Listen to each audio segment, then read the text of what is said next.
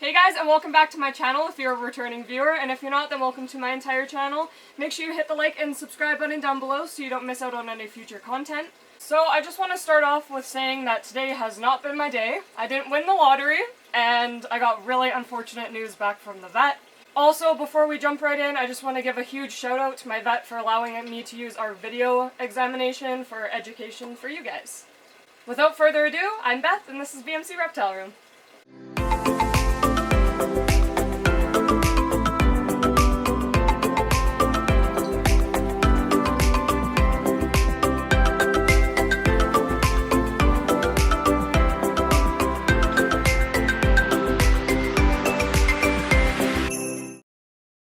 Spyke, my bearded dragon, is starting to show early signs of an upper respiratory infection, so I'm going to be taking her to the vet to get everything checked out to make sure that she's okay.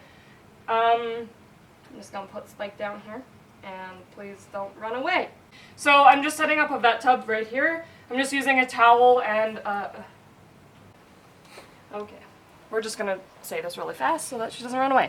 So I'm just going to put a hot water bottle in there so that there's heat source. So you don't really want to freeze your animal taking them to the vet because that's just more stressful. And you're already stressing them out by taking them to the vet. I'll also be adding a magic bag to the top of the bin when I'm leaving, but it's in the microwave right now so that I can heat it up right before we leave. You're really going to hate this, but it's very necessary. Okay.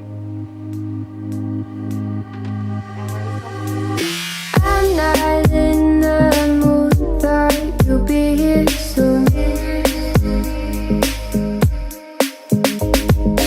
Everything feels wrong, guess it's in a bad mood.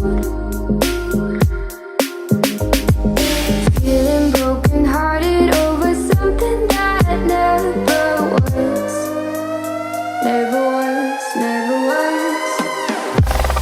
Ooh, I thought it'd be me and you. So because of COVID-19, I'm actually not allowed to go into the veterinary clinic. I'm gonna have to just drop Spyke off inside, and then we're going to do the whole examination over the phone, which is a very interesting experience, but I guess our whole world is in chaos right now, so. I'm just gonna kind of go over symptoms you can look for upper respiratory, which would include clicking. They call it clicking. It's basically when your bearded dragon opens their mouth and goes. Wheezing, glass surfing is always a sign of stress, so she was doing a lot of glass surfing. Bubbles coming from in and around the nose, and just overall general struggle to breathe. So now we're just gonna sit out here and wait for the vet clinic to call me and allow me to take them into the front foyer. They're only taking one patient at a time, so only one animal is allowed in that entire clinic at a time. Okay, perfect. Yep. Ooh, I thought it'd be me and you.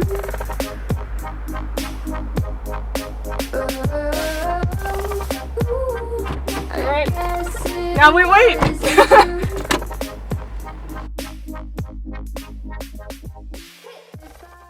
So I have little Miss Spyke in here. Yep. And so she's been doing some odd respiratory sounds, say clicking and hissing and huffing. It looks like she's angry or that she's having troubles getting air into her. I would say that she's having trouble, and I've seen bubbles coming from her nose also, so. Bubbles from her nose. Oh Yeah. dear. When I very first got her, she had sand stuck in her left nostril, and ever since then she's kind of had like problems with that one nostril. The inflammation has majorly gone down, but now breathing issues have occurred, so. She's at least got good energy, and it looks like her her muscles are working well. I'm hoping and I'm thinking you probably had a UVB light for her. Do you know? Yeah, I do. Yeah, that can always cause issues, so I'm glad that she's in your care now. How is Gizmo doing? Gizmo's perfect. Gizmo's happy as can be.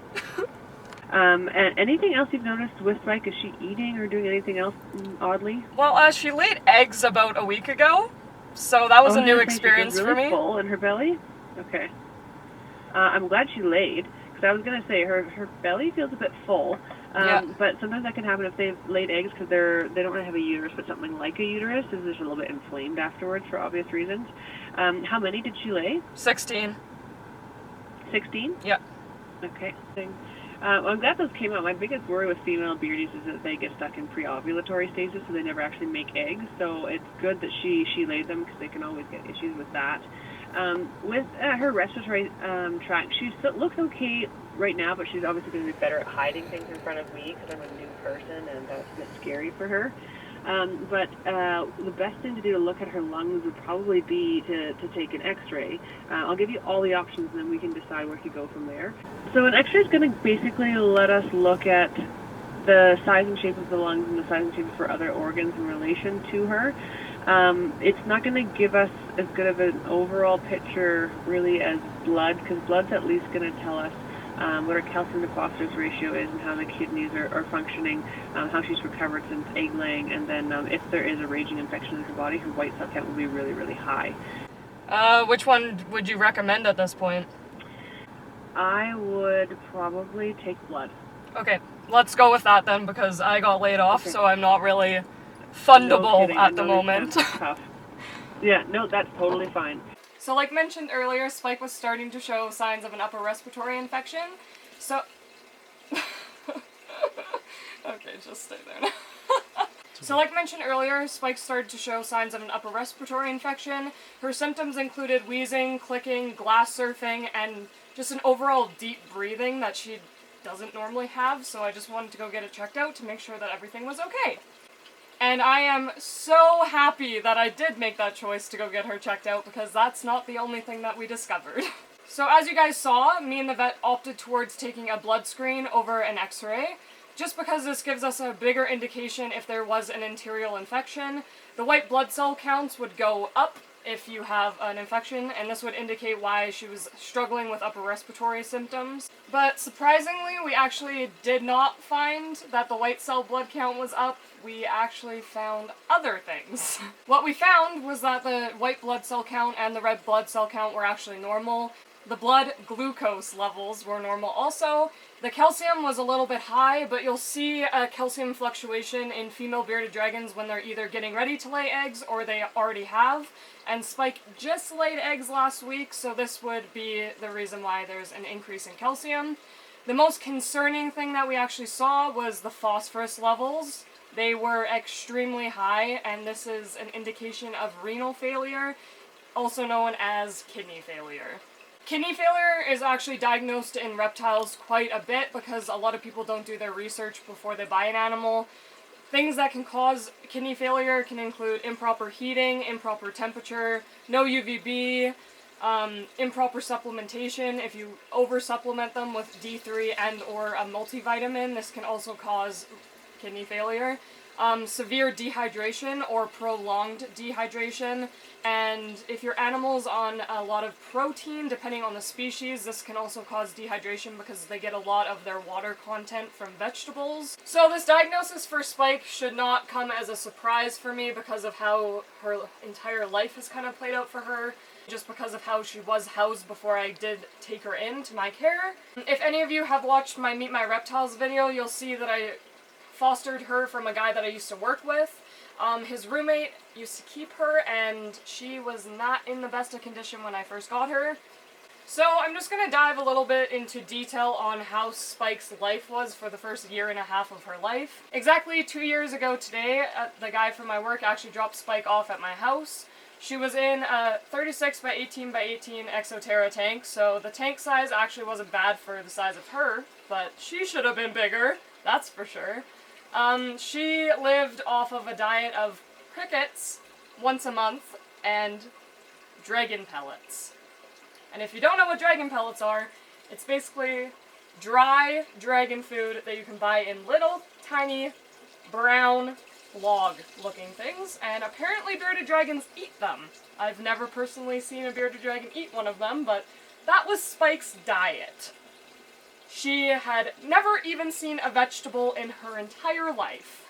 So the tank that she actually came in came with no UVB light, and the only basking light on the entire tank was a 50 watt. So if you know anything about bearded dragons require a really hot basking spot, and that just is not adequate at all. When I took her in, I actually eventually knew that I was going to run into issues with her just because of how malnourished she was and how tiny she was. She was so small for her age. At a year and a half old, she was probably smaller than most hatchlings are at 4 months. In this clip, you see the guy video recording the tank and Spyke before he actually brought it over to my house, and you can just see that all the energy in her eyes are gone, and she just does not look like she's enjoying any kind of her life anymore. Unfortunately, once kidneys do start to fail, there's no really reversing it. All you can really do is aid the animal so that it doesn't decrease faster for them. But eventually you're going to run into the animal's quality of life just becomes minimal, and you're either going to have to make the choice of putting them down or they will eventually pass away on their own. That's literally the reality of it. Oh my god. So for now, Spyke is on her antibiotic for her upper respiratory problems. I personally am not really happy about the fact that she has upper respiratory problems at the time because antibiotics are not good on kidneys, and neither is any medication, so I'm just taking a breath because I basically got told that my animal is gonna die today. So that's heartbreaking. So unfortunately, all I can do for her now that I have a 3.5-year-old bearded dragon suffering from organ failure, I'm just going to be providing her with a lot of hydration. I can syringe feed her a couple milliliters of water every day. I'm going to be making sure I gut load all my feeder insects, even though I already do that. I'm going to be focusing more on giving them potatoes and butternut squash and stuff that provides more hydration for the worms themselves so that when I feed it to her, she's also getting more water content. I'm going to probably focus her diet more towards veggies also, just to give her more hydration, and veggies are also easier to digest than protein. And then I just get to sit here and monitor her and make sure that she's happy and thriving to the extent that she can in her situation. My vet recommended that I go back every 3 months to get more blood work done just to track how much phosphorus is coming and going, to see if it's getting worse or if it's getting better or if I'm kind of stabilizing it, because it's very unfortunate that a dragon that hasn't even lived even close to half its life is suffering from organ failure. And I'm just really hoping that things don't start to go downhill super fast because I'm not ready to lose my family member yet, so I'm hoping that she still has a lot of life in her and she will survive for at least half of her life at this point.